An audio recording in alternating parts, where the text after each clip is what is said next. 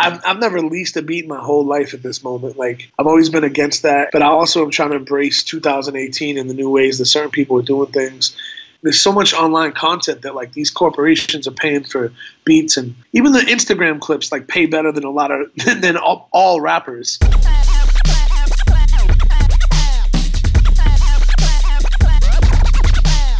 Peace, what's going down? It's DJ Pain 1 for BeatStars.com with a very special guest, the guy that I've called the foremost DJ preserving hip-hop culture, still relevant currently. My man Statik Selektah, what's going down? Appreciate you sitting down with us. I appreciate that, man. What's good? Life is good. I know life is busy for you. I've read the interviews and I've seen the work ethic. You know, I've caught you in a couple cities performing.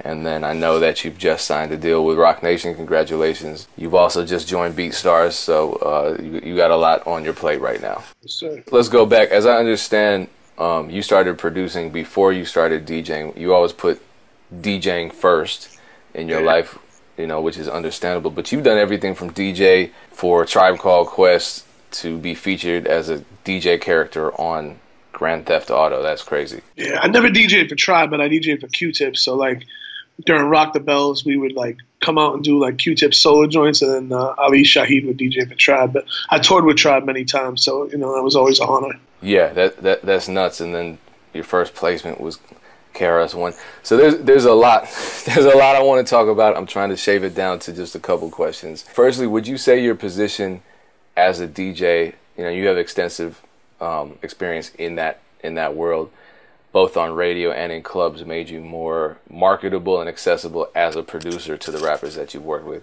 Yeah, absolutely. I mean, I grew up idolizing, you know, the DJs that became producers like Primo and Marley Marl, Pete Rock. So, like, when I started taking production serious, I was already DJing for, you know, over 10 years. So, like, even though I made beats technically before I even owned turntables, it was like, that was something just in the back of my head I always just did for fun. And then when it was time, I knew when it was time. So I think that's an important thing in my career. And I think everybody's career is knowing when to present something. You know, a lot of people just go from the bedroom to the stage and just don't, there's no in between. And you know, you get one first impression. And that's a crazy networking lesson, too, because it wasn't just that you were coming to these rappers saying, I got beats, I got beats, I got beats. It was that you formed some kind of working relationship with them as a DJ, so it was a give and take. They knew me as like a mixtape and radio DJ. And then, you know, by the time I started working on my first album, I was getting phone calls from like A-list rappers like, yo, who's doing the beats? I'm like, me. And they're like, they didn't even know I did beats. I mean, no one did. So. And you're talking about the 2007 album. Yeah, my Spell My Name Right, the album, which was the first album I dropped. That was the first time a lot of people heard my tracks anyway. I was sprinkling them on like mixtapes and shit, but you know how that goes. Nobody takes it serious until it hits a store, you know? True. Who put that album up? It was my label Show Off, and then we did it through Landspeed with Brick Records. I saw back in 2013 a Duck Down video on YouTube where you're using Serato cue points to chop a sample. Yeah. What's your current production setup? Pretty much the same exact thing. I use, you know, lately I've been buying a lot of records, so I haven't been using Serato unless I absolutely need to. I mean, obviously I use Serato every day DJing, but everything's been straight off vinyl recently. It's funny, too, because that video you're talking about is probably a record that I ended up getting on vinyl after the fact, but I sampled it off like MP3 that was sent to me, which I try to stay away from doing that. And then that was, I think in that same video you were using Pro Tools as the digital audio workstation. You still sticking with that formula? Yeah, same way. I think a lot of DJs have probably messed with the cue points in Serato, but I've never seen anybody do it like that, like you would use an MPC. Yeah, I mean, now they got Serato Sample, which basically brought, you know, there's so many things you could do with that now. I mess with that sometimes. I've been recommended that, so I got to get into it. But, you know, back to your production resume, you have a hell of a resume, everything from having worked with Nas, 2 Chainz, KRS-One, and my personal favorite track of yours was AZ Animal. I found out way after the fact that you had done that record. My paid placement, like my first decent check. That's a cool addition, because I love that beat. That was off the Format, right? Yeah. Yeah, I'm a huge AZ fan. I always hated the mix of it. That was the record that, like, was like, you know what? For now on, I'm mixing my own records. You're still mixing your own records then? Yeah, to this day. The only time in my whole career I didn't mix a record was like the Eminem record, or like I think there was like a D Block record or something. Besides that, like I mixed hundreds of records. I try to make sure I mix everything I produce.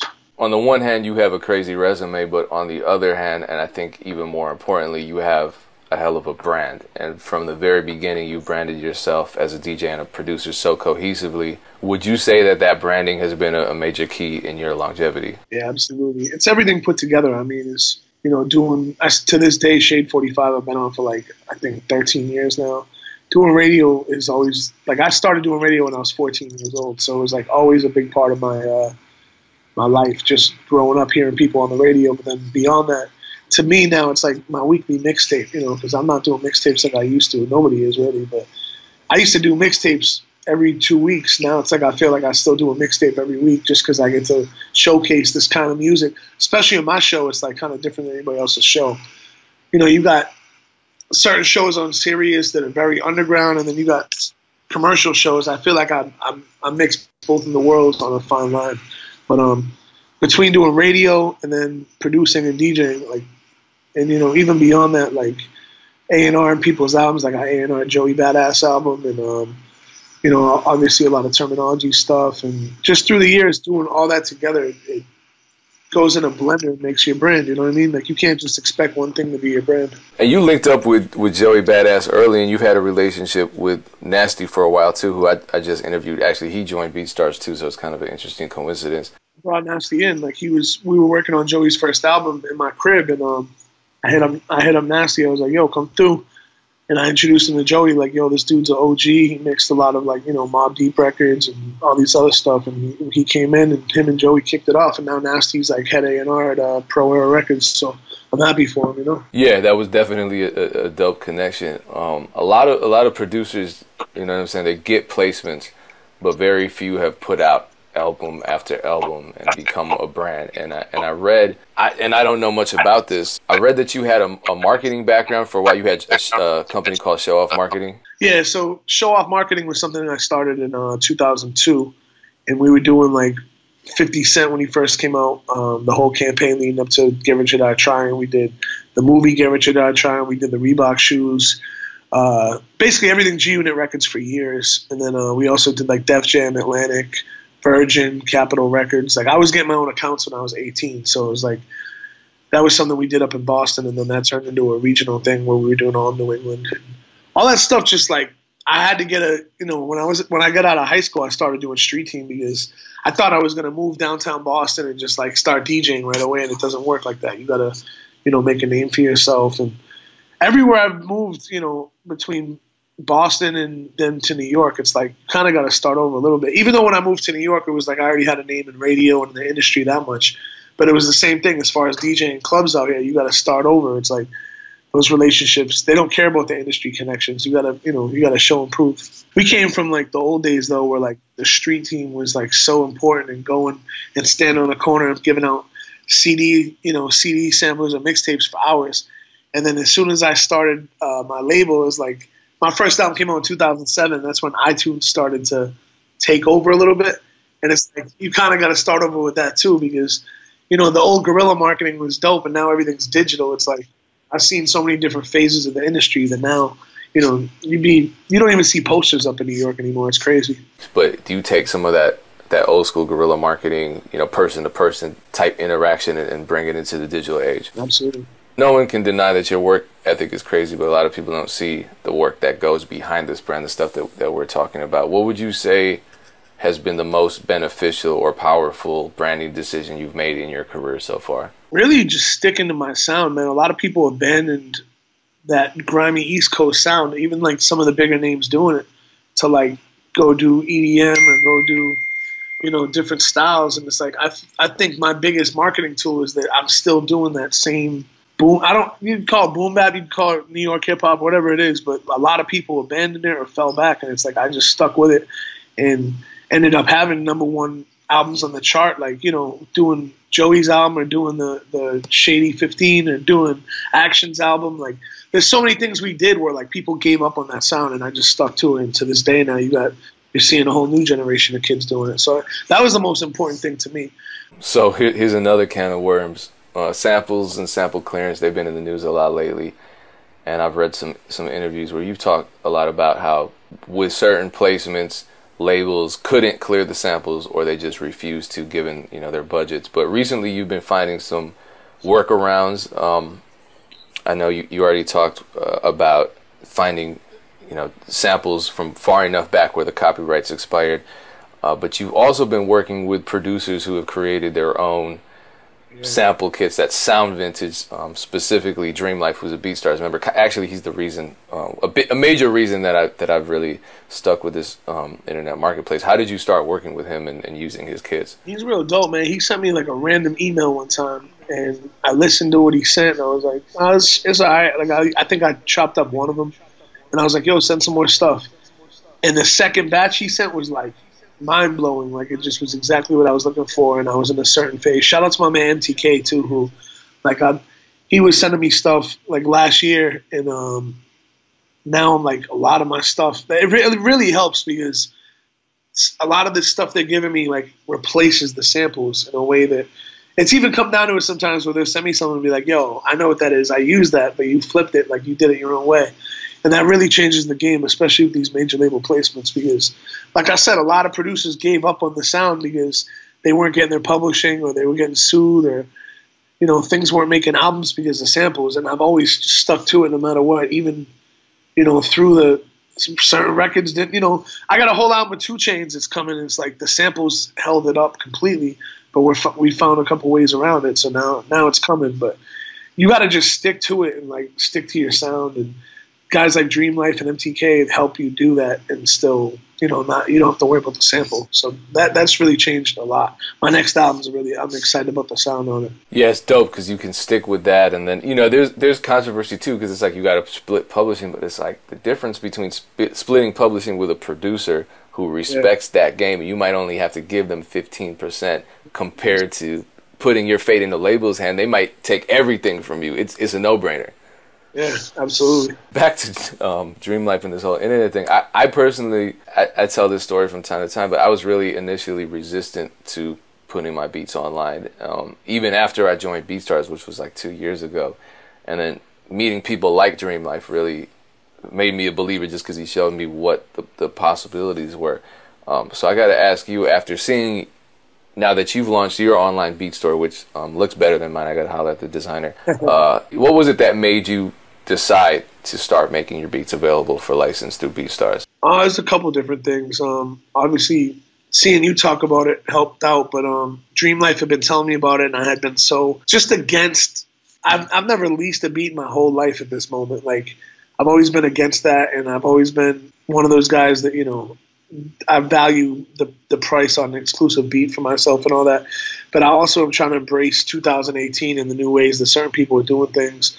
You know, I have just such a catalog of unused stuff that I was like, I'm going to put certain stuff on the site and, you know, take a chance with it. And really, I talked to Abe on the phone, and he really sold me on it, and Mike and the whole team at BeatStars, and they really just, I'm giving it a shot, you know. And so I'm excited about it. I've been excited about doing something with beats like this in a while, because I also don't want to hurt my business, you know, of people coming and paying the dollar that I want for beats. So it's like, it's kind of, I'm meeting everybody halfway and giving this a shot, and you know, I'm excited to see what comes from it. I know there's a whole world of artists out there and people that don't even necessarily have a way to get at me for beats. So it's like, this is kind of like putting the middleman there, you know? Yeah, and something I hear a lot of producers say now in this internet era, and I hate that they're saying this, is that they have to blend in and follow trends just to make a living.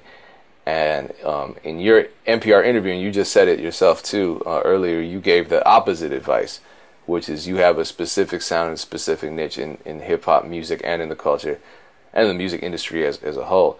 How important is having that niche and sticking to it? It's everything to me. Like, I don't want to be doing this otherwise. Like, sometimes, you know, especially doing this for 20 years, it's like sometimes it all is like, damn, where's this going and all that. And then I meet a 14-year-old that tells me I'm his favorite, and it's like, damn, like, this is still great. There's still new generations coming out. Like, I remember, like you said, Joey was a young kid when I met him and linked up, and I was like, wow. I mean, rest in peace, Mac Miller. When I met Mac, I was like, damn, this 18-year-old's in my house, you know, while we're partying, making music and all this. And then I met Joey, and he was 16. And then I met the kid Astro, and he was like 15, and I kept meeting these kids. And then when I went on tour with Joey, it's like we toured for 6 years straight, and I'm meeting like children that are into this hip hop, like this New York hip hop sound that I'm like, damn, there's a lot of faith for the future. This is a hope, you know what I mean? And for a long time, I was like, oh, is this thing an old man's sound now? Like, what's going on? And then you got cats like Kendrick and J. Cole and all that. But I think it's even more important for these young kids that are literally 14 years old talking about trying to make that sound continue. So that's important. But that's another thing why I'm doing the BeatStars thing. Like, one of the things Abe really sold me on was like, you know, I could find new artists through this as well, like certain kids that end up doing stuff to these beats that, you know, I might not have ever heard if I didn't do this. So that's a big part of me doing this BeatStars thing too, because I'm presenting it like, I don't have to do this. Like, I'm chilling. Like, I do my own business. I DJ all year. I tour, all that. I don't have to put these beats on this website. But the point of me doing it is getting it to ears that might not get it otherwise and hearing new sounds. So I want to feel inspired the same way other people, you know. Like, lately I've been doing a lot of Instagram lives late at night and having people play beats, and I'll play them a beat and they play me a beat, and then it's like, I just want to keep feeling inspired by it. So if I could hear some new voices on some of my tracks by doing this, and at the same time, you know, get the sounds out there that, like I said, the catalog's so crazy. I'm going to be putting up a lot of beats. It's like, I'm just excited to hear what some of these things I might have gone unused are going to sound like, you know? Yeah, and you used to do that live on. Do you still do that as part of your radio show? We did that once with Illmind. Yeah, I tuned in for that. It was you were harsh too. You weren't playing. Illmind wasn't playing either.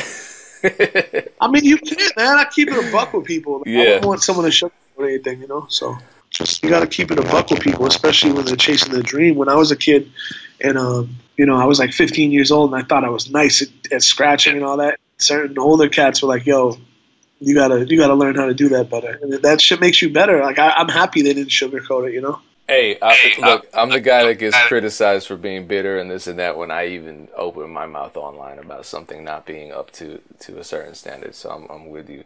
I definitely feel like that was a part of the culture, just that competitive element, that intergenerational pressure that you get put on to the younger generation that's emerging. And it's, to me, it's not hating. It's just it's fostering in people this competitive spirit so that they can, you know, if you can survive this gauntlet, you can survive anywhere.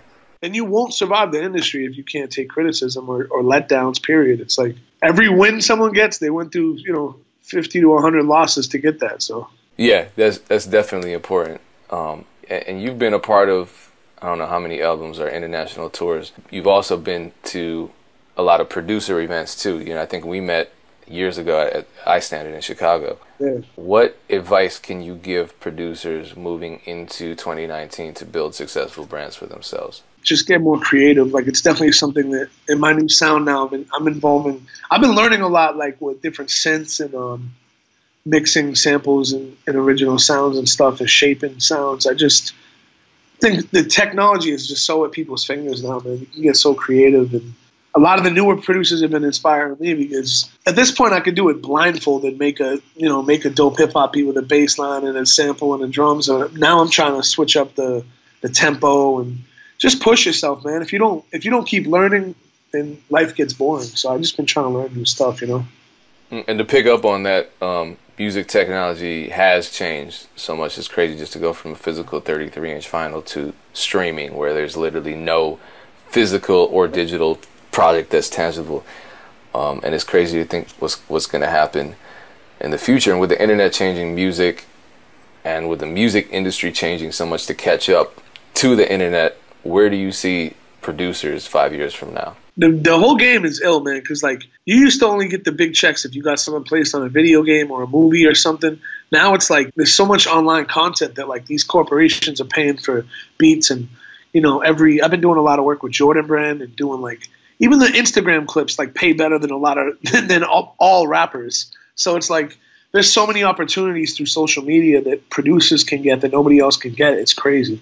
So it's like if you keep your beat catalog right and just filter it to the right people in certain ways, BeatStars is an amazing way to do it because you can, you know, put it out, you can organize it in any way you want really and just present it to these places. You just got to don't get comfortable, just get on your hustle, network the right way without burning bridges, and the sky's the limit, man. So how do people network with you? How do they find you on social media? How do they find your beats? At Statik Select. I usually answer anyone that respectfully asks anything on Instagram. Like, I make sure my DMs are always empty.